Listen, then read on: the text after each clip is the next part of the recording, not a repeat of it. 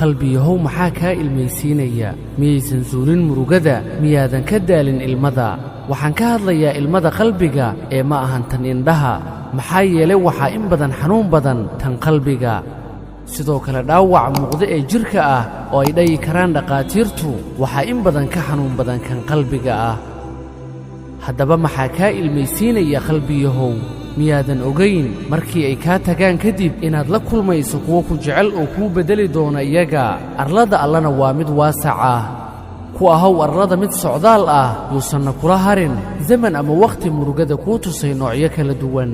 qosol oo gudahaaga ku qari murugooyinka ay maalmahaagu kuu soo bandhigeen dhammaan dadku way qoraan xanuunnadooda balse xanuunka dhabta ahi lama qeexi kara marnaba hadalna laguma cabbiri karo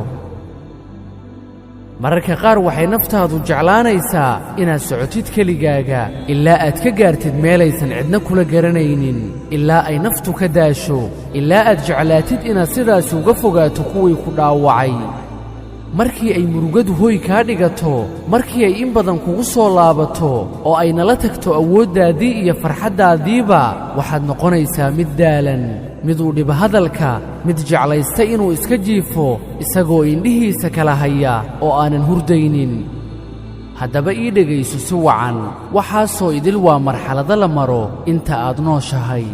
haddaadan oggolaanaynin inaad qaabishid waxaas iyo ka badan hadhihin dhib baa i haysta hadhihin waan daalay hadhihin nolosha ayaan nacay waxaad la kulmaysaa dad leh wejiyo badan waa lama huraan inaad murugootid waa lama huraan inaad xanuunsatid waad waayi kartaa qofkaad jeclayd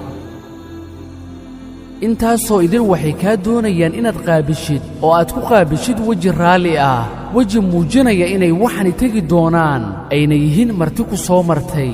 hana ilaabin qofka ugu farxadda badan dunidan inuu soo maray marxalado ka xanuun badan kuwa aad ku jirto ama aad dareemaysid adiga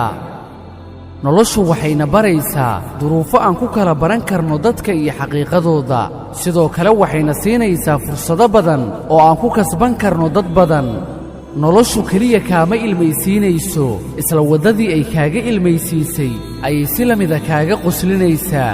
qalbi walbaana wuxuu leeyahay hibo u qarsoon oo uu allah subxaanahu wa tacaala siiyey oo ku manaystay laakiin annaga lama soo kala baxno hibadaasi haa hadda la soo kala bax hibada uu alle ku siiyey oo kuu qarsoonayd oo tusi dadka inaad tahay qof leh awood iyo maskax ku filan ood kula jaanqaadi karto cid walba oo ka hor timaadda rabitaankaaga iyo rajadaada